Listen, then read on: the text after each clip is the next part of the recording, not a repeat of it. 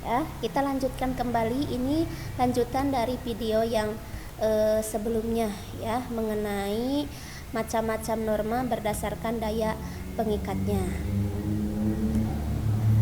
Ini ada norma adat istiadat, tadi sudah disebutkan. Ini biasanya berlaku di suatu daerah ya, yang melanggar apabila ada orang yang melanggar adat di daerah tersebut, maka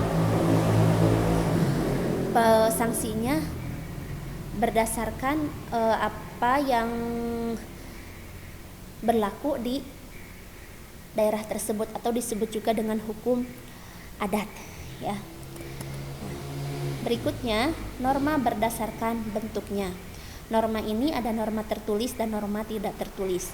Norma tidak tertulis dilakukan masyarakat dan telah melembaga.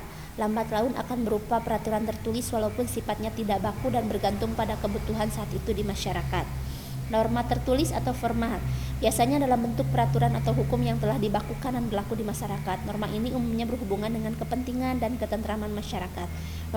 Norma tertulis bertujuan mengatur dan menegakkan kehidupan masyarakat agar kehidupan berjalan tertib, tentram, dan aman dari segala gangguan yang dapat meresahkan. Norma tertulis ini contohnya tadi kan sudah disebutkan, contohnya adalah norma hukum. Dalam norma hukum itu bisa berupa peraturan perundang-undangan. Ada Undang-Undang Dasar 1945, ada peraturan daerah, ada peraturan provinsi ya, atau peraturan-peraturan perundang-undangan yang mengatur tentang tindakan kriminal, tindakan-tindakan kejahatan. Di situ sudah diatur apa saja hukumannya bagi pelanggar kejahatan tersebut. Jadi tidak bisa diperkirakan ya hukumannya akan berapa tahun, tapi seorang hakim memberikan hukuman kepada terdakwa atau orang yang melakukan tindakan kejahatan itu melihat peraturan perundang-undangan, tidak berdasarkan dari pemikirannya sendiri, begitu ya. Norma tidak tertulis contohnya tadi norma kesopanan, norma kesusilaan ya, yang sifatnya masih ada di daerah tersebut. Sedangkan norma tertulis ini berlakunya umum atau global, mengikat setiap orang. Nah, kesimpulannya ya pada materi kali ini, norma berdasarkan sumbernya. Ada norma agama. Tadi norma agama itu sumbernya dari Tuhan Yang Maha Esa. Norma kesusilaan itu sumbernya dari hati sanubari manusia. Norma kesopanan sumbernya dari mana? Norma kesopanan sumbernya dari kehidupan bermasyarakat. Norma hukum sumbernya dari mana?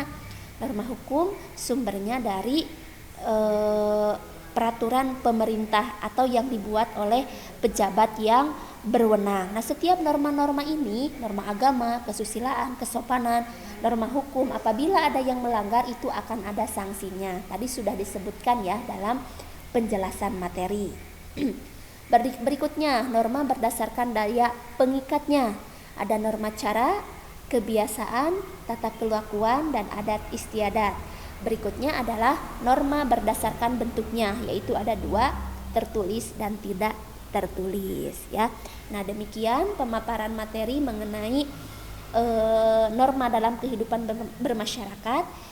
Ini baru sebagian ya yang Ibu bahas, nanti kelanjutannya akan Ibu bahas di materi selanjutnya. Yang kita bahas di sini adalah mengenai macam-macam norma atau klasifikasi norma dalam kehidupan bermasyarakat ya. Nah, untuk materi kali ini cukup sampai di sini. Terima kasih atas perhatiannya. Semoga kita selalu diberikan kesehatan oleh Allah Subhanahu wa Ta'ala. Kita semua berada dalam lindungannya, dan semoga kita secepatnya bisa belajar seperti biasanya ke sekolah ya.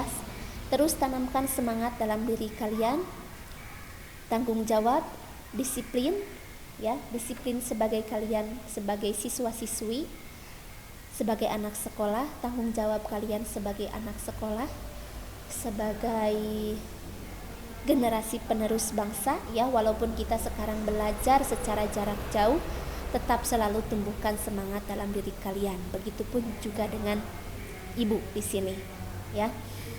Terima kasih sekali lagi. Sampai jumpa di materi selanjutnya. Wassalamualaikum warahmatullahi wabarakatuh.